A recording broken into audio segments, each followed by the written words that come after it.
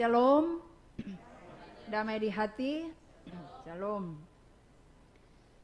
Kita lagi bersyukur karena kita ada di sini beribadah dan saatnya kita akan merenungkan bersama firman Allah yang sudah kita baca tadi di dalam kitab Yesaya pasal 61 ayat 1 sampai ayatnya yang ke-11.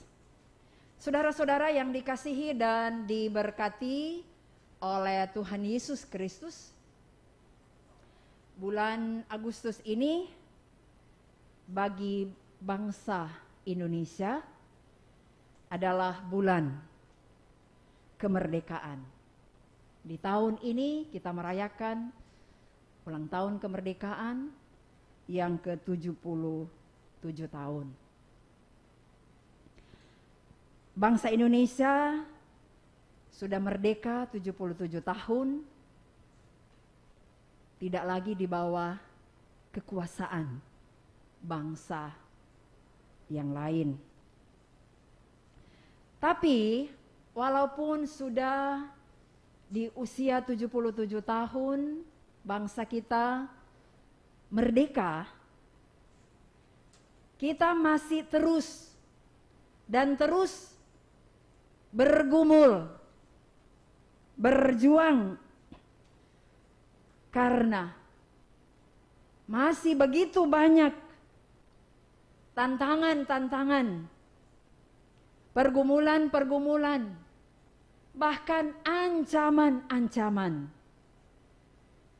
dalam kehidupan berbangsa, bernegara, di berbagai bidang. Nah, karena itu tentu kita gereja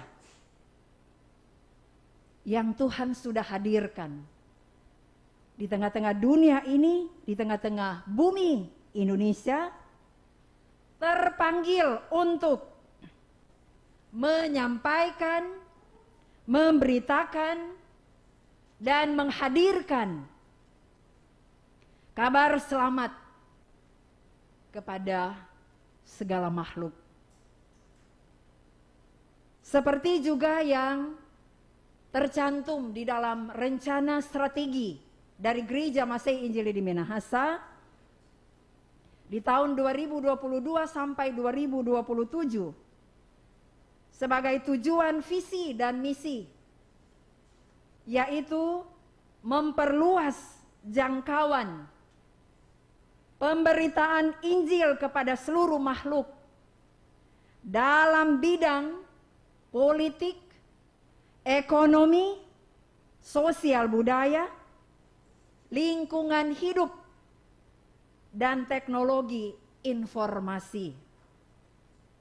Di minggu berjalan ini kita merenungkan firman Allah yang sudah kita baca tadi dalam Yesaya 61 ayat 1 sampai ayatnya yang ke-11 dalam tuntunan tema gereja sebagai pemberita kebebasan. Saudara-saudara bangsa Israel, kita sudah tahu ada di dalam Alkitab, kita sudah baca-baca, kita sudah renung-renungkan bagaimana bangsa Israel yang hidup di tanah pembuangan.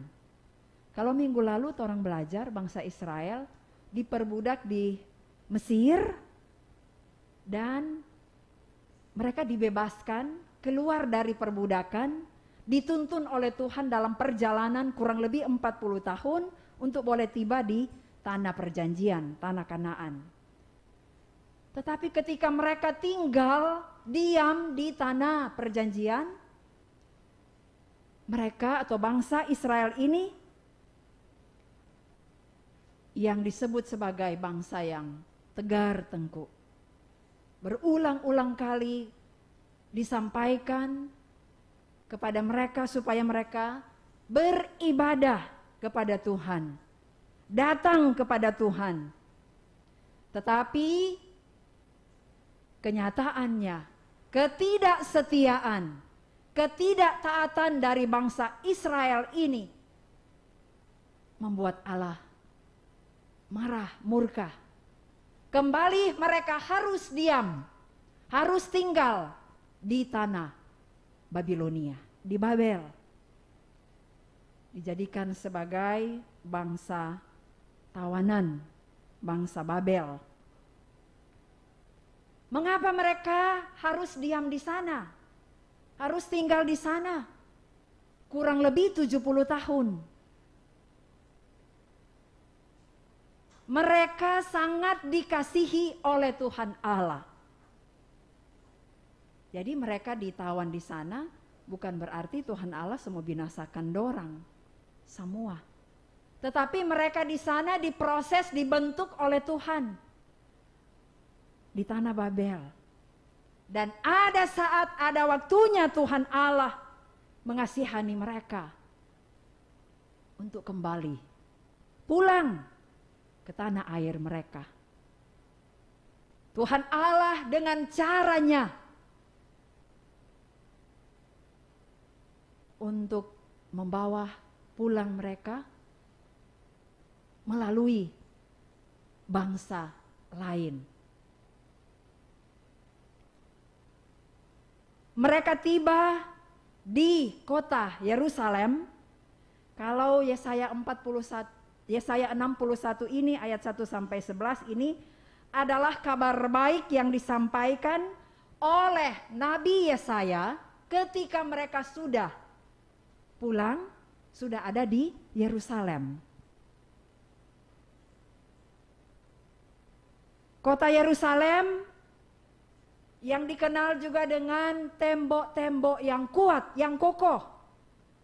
Kota Yerusalem yang dikenal juga dengan bait Allahnya. Kota Yerusalem adalah pusat peribadatan. Pusat kehidupan rohani, spiritual dari bangsa Israel. Tapi sudah menjadi kota yang tinggal puing-puingnya. Itu berarti ketika mereka kembali atau mereka ada di Yerusalem, mereka harus membangun kembali kota Yerusalem ini. Mereka harus membangun temboknya ataupun bait Allah. Tetapi yang lebih penting lagi, diharapkan supaya bangsa Israel ini membangun kehidupan mereka, rohani mereka. Beribadah kepada Tuhan. Mereka lakukan melalui ritual-ritual ataupun upacara-upacara keagamaan. Tetapi ternyata kehidupan antar sesama pada waktu itu diabaikan. Karena kenyataannya terjadi kemiskinan, terjadi kesenjangan sosial. Jadi yang orang kaya solebe kaya, orang miskin solebe miskin, solebe menderita.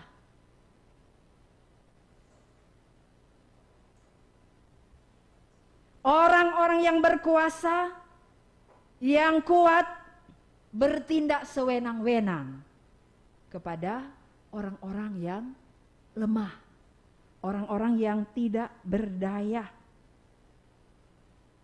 Dan ada harapan dari orang Israel ini ketika mereka kembali atau tiba di Yerusalem, menikmati kehidupan yang lebih baik tentu.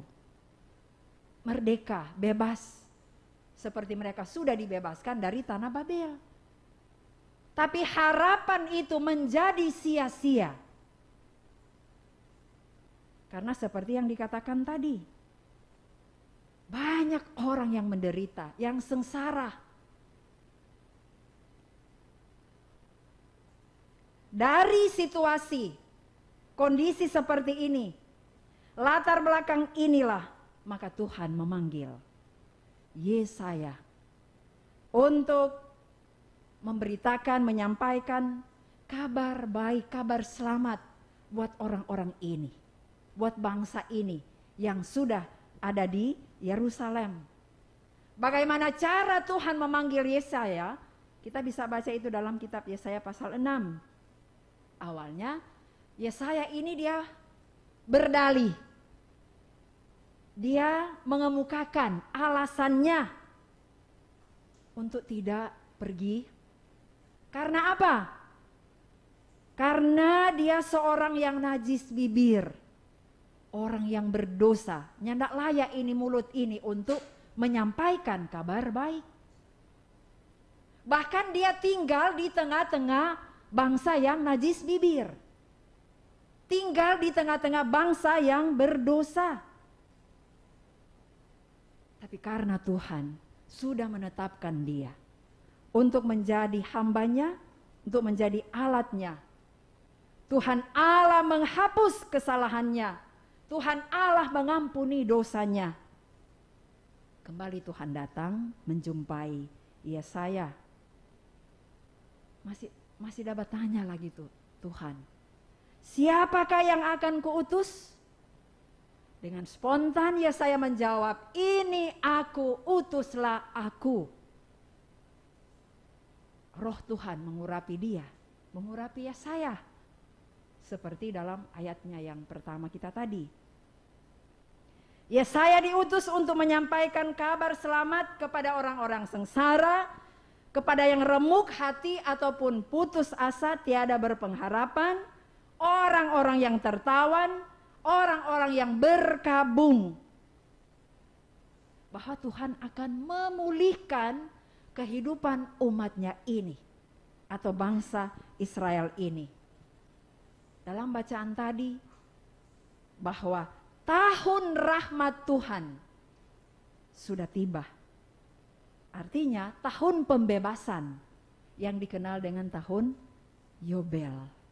Tahun pembebasan.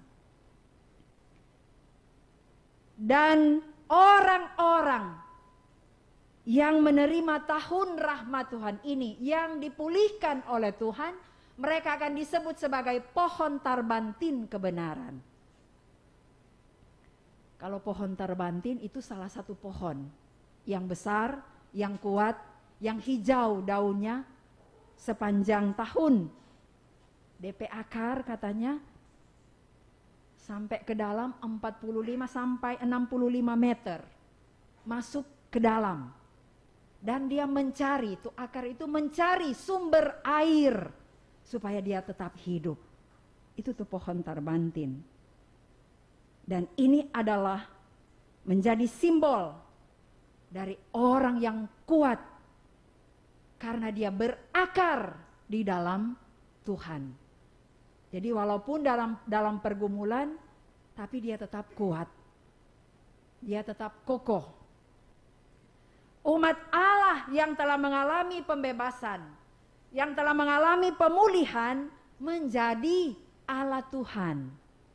Dikatakan dalam bacaan ini juga menjadi imam, menjadi pelayan Allah untuk menghadirkan kebenaran, keadilan di tengah-tengah umatnya.